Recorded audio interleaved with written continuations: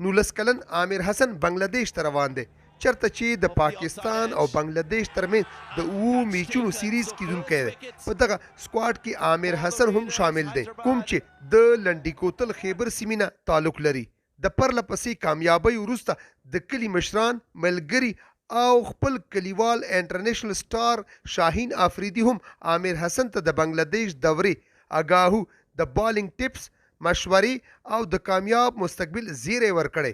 له دغه دورې په هکله عامر حسن خیبر نیوز ته وایي پاکستان په ستا ډومېسټک ټورنامنټ انډر 19 په هغه کې مو ډېر ښه پرفارم وکړل. هلته د پاکستان مې دویم نمبر بالر راغلم. په هغې کامیابۍ سره مو پاکستان انډر 19 ټیم له نامه راغله. اوس په بنګلادیش ټور کو او هلته موږ 7 میچونه انشاءالله موږ دا کوشش ده په 7 میچو کې چې ښه پرفارم وکړو، خپل وطن او خپل پاکستان دپاره نامه روښانه کړو. د 19 کلن عامر حسن مشران او ملګري له دوی د مستقبل نه خوشبینه دي او وایي عامر حسن خو انشاءالله د بنګلادیش دوره او موږ ډېر خوشحاله یو او موږ دا ټولو کتونکو ته دا سوال کوو چې یاره ډېره دوا ورته کوو، په دوا کې یاد ساتو چې الله تعالی دی کامیاب کړي. عامر حسن د موږ کلاس ملګری و، دا په پاکستان کې ډېر میچونه کړي دي، اوس هغه نه کامیاب شوی، اوس بنګلادیش ته روان دی.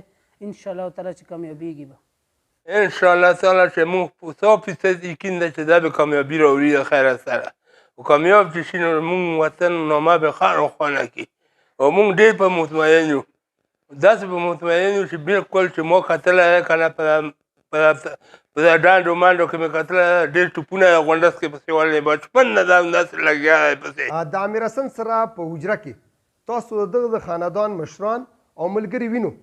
سبا د لاهور ته روان دی او په 25 تاریخ باندې د بنگلاديش ټور ته روان دی. د دغو ملګرو او د مشرانو دغه توقع چې عامر حسن به کامیابی راوړي او د ملک او قوم نوم به روښانه کوي. د کیمرامین نورالامین افریدي سره خلیل جبران، خیبر نیوز، لنډی کوتل.